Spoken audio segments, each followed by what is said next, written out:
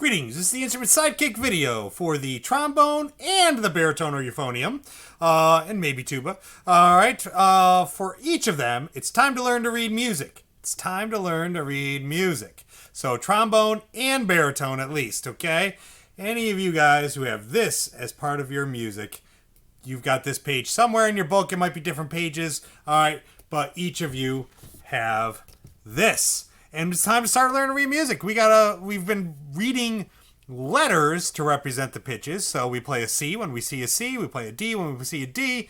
But we're looking at the letters instead of what really looks like in music, which is a bunch of circles on this thing right here.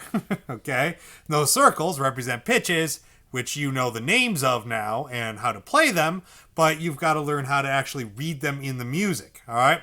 So you're going to need a pencil. You're going to need this page. I do want you to write this stuff down because I'm going to be asking this stuff every lesson from now on.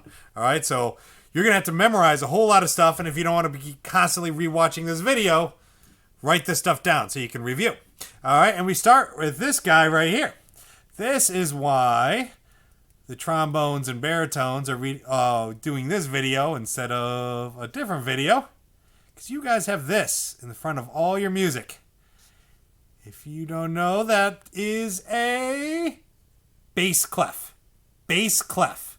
All right. So this right here is a bass clef. And you being low instruments, you use a bass clef to tell you your pitches. All right. So this is very important, and I'll explain a little bit better why in just a moment. But bass clef. So right here, you're going to write those words. Okay. Now, bass in music is spelled B-A-S-S. B-A-S-S is pronounced bass in music, okay? Then clef is C-L-E-F. All right, so it's spelled like that. That's a musical bass. Don't make fun of my handwriting. It's a musical bass, B-A-S-S. All right? Two S's, not B-A-S-E. That would be like a bass that you run to and you play baseball, okay? B-A-S-S, all right? So bass clef is very important because you're low instruments. And that bass clef is going to be in front of every one of these, which is going to be going across your page, all through your music. What's this thing called? I know you've been taught this in general music class. It is called a staff. That's a staff. So on this line right here, you write the word staff. S-T-A-F-F. Staff. That's a staff. Okay? So right there, that's a staff. So the same staff reads differently for high instruments than low instruments, and so we keep track using this clef. So we put that clef in the front of every staff. Okay, I'm going to draw one on this staff, in fact. Okay? So that clef is in front of every one of our staves. It's plural of staves. So you see that first dot then you got like a little curve there, and then a dot above and below. This line that dot is on, and that these dots are above and below, that is an F. So we nickname this clef, besides bass clef, we also call it an F clef. So right over here, you're going to put a slash and write F clef right there. Slash F clef. Okay? Slash F clef. All right, and then right next to this dot on your F clef or your bass clef, you're going to write the F. Okay, right there, really, really tiny, right next to it, so you know that that's an F. Okay? Now, if you see a dot or a circle on that line that this F clef is showing us, you play an F. That's the pitch you play on the instrument. And then as you go up, space line, and down, space line. As you go up, you go forward in the alphabet in your pitch names, okay? And as you go down, you go backwards in the alphabet in your pitch names, okay? So we're going to write these out, all right? So that is an F. So the space above that F would be A, B, C, D, E, F, G, okay? So over on this other side, I'm going to write a G next to that space. Little G. All right? So that's an F. That's a G. Now the line above that G, okay, is not an H. A, B, C, D, E, F, G, H. We don't have H's in music though, okay? The musical alphabet goes A, B, C, D, E, F, G, A, B, C, D, E, F, G. It goes back to A after a G in the musical alphabet. And it just goes on forever and ever and ever. After A, B, C, D, E, F, G is another A, B, C, D, E, F, G. So after G, the next letter up, that top line, which we're going to write over here, is an A. A. All right? So that is an A. All right? So that's A, that's G, that's F. Now the space underneath the F, to figure out what letter would be before F, it helps to just go forward in the alphabet and then remember what was the letter just before. So A, B, C, D, E, F. E was what I said before F. So E is in that space. All right. So see how I drew an E right over there? All right. Now the line underneath that, A, B, C, D, E, D. All right. So that's a D. So in our line section, we put a D. All right. Space underneath that, A, B, C, D, C. Okay. C. All right. Line underneath that, A, B, C. B would be the line. All right. And then what's going to be under the B? A is before B. When your ABCs, A is always before B. All right. And that's on the lowest space. Over there, space. That's on the lowest space. And then we have one line below A. Well, what's before A? Well, in the musical alphabet, remember I said it always goes to G, then goes back to A. So when we're going down, what's under A is going to be a G. Okay? So G is under the A. So the spaces, bottom up, are A, C, E, and G. And the lines are G, B, D, F, A. Okay? How are we going to remember that? We need to memorize that. So when we see notes on the staff, you want to have some way of remembering what pitch it is that you need to play. So what we do is we take each of these letters and we make a word that starts with that letter, and we put it together in a phrase that we can remember. And the weirder the phrase, the better. Now, you can make one up for A, C, E, G, and make one up for G, B, D, F, A, okay? You can make up words, but on the next page, I've already come up with a couple of my favorites. So the lines going up were G, B, D, F, A.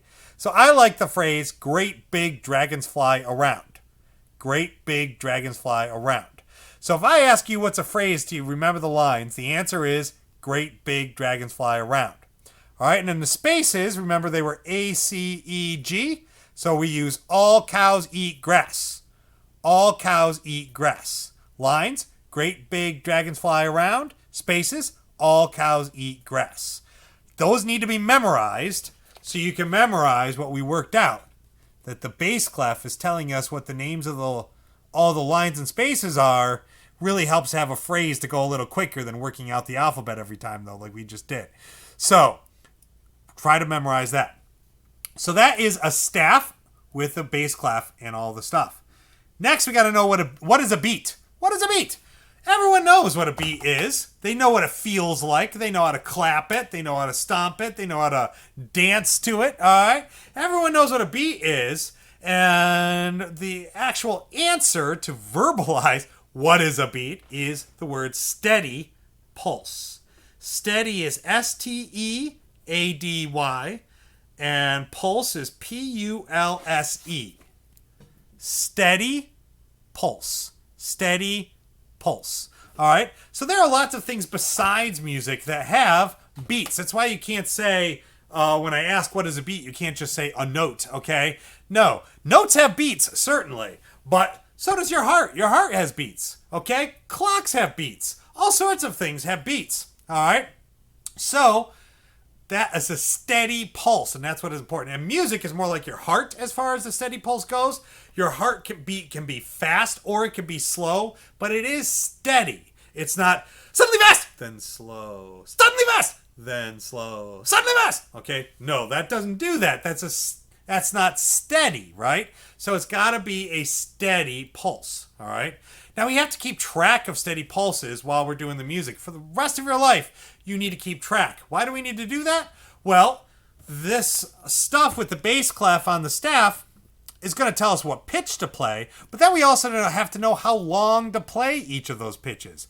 How long are they? Well, they're always a different number of beats. So you have to keep track of beats so you know how long to play the notes. How are you going to keep track? The answer is tap foot. So tap, T-A-P, foot, F-O-O-T. Actually, I wrote another O. Tap root, tap foot, okay? So you got to tap your foot. So for the rest of your life while you're playing music, you need to tap your foot. Okay, here's what's happening, okay? You're going to be sitting, all right? And, let's see if I can get to there we go. All right, so you're going to be tapping your foot from now on. In a steady pulse. Don't go fast tap, slow tap, fast tap, slow tap. Don't do that. In a steady pulse, you need to tap the ground, okay? And I do prefer it to be your toe that does the tapping. Okay, I got a lot of people who prefer to tap like this, okay? But the problem with that, one, your heel's hitting the ground a little, probably going to hit the ground a little too hard. Second, it's moving, look how high up the knee goes, and it moves the whole leg, and sometimes your whole body. Okay, where if you're tapping your toe, it can be a lighter tap, and this knee is not moving as much. Heel, toe. Okay, I prefer not to have this whole leg movement. I prefer as little leg movement as possible, so tapping with your toe is better. And only one foot. Don't tap with both feet. No. Just one foot. Okay? Doesn't matter which foot. It can be your right foot. It can be your left foot. But you do have to be tapping to a beat for whenever you're playing music. All right? So, 2 more questions we got to answer. These guys, these numbers are always going to be right next to the bass clef. I don't even draw it on here. All right, so you can see. Okay, those numbers are always going to be right next to the bass clef in the music on the staff. That is called a time signature. Time signature. So the top line here, you write time, and the bottom line, you write signature. Okay? Time is T-I-M-E, and signature is S-I-G-N-A-T-U-R-E.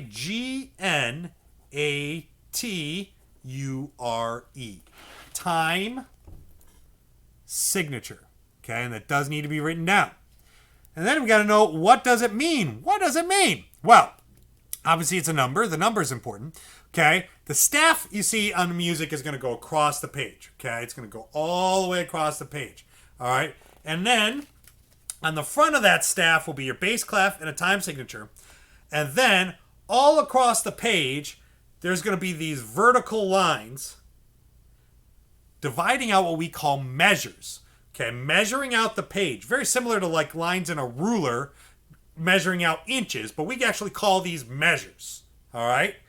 Now, in between each of these measures, there's a certain number of foot taps, of beats. Okay?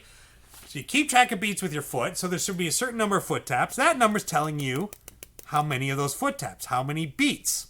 So the number means beats per measure. 3 words, beats per measure. Beats is B-E-A-T-S, per, P-E-R, and measure, M-E-A-S-U-R-E. Beats per measure. Okay? Obviously, that number means 4 beats per measure. So 4 foot taps every measure. So we're keeping track of our time as we go through the music. Okay? Because time is important. So, the number will not always be 4. Okay? But 4 beats per measure is the most common time signature by far. Okay? And we're going to get you used to it first because that's the most common. All right? If you listen to the radio, most of the time, you'll have a hard time trying to find a song that isn't in 4 beats per measure, okay? If you just listen and you tap your foot and keep a beat to music in a radio, okay, you'll realize eventually that you can feel that the pattern is in 4. 1, 2, 3, 4. 1, 2, 3, 4. 1, 2, 3, 4.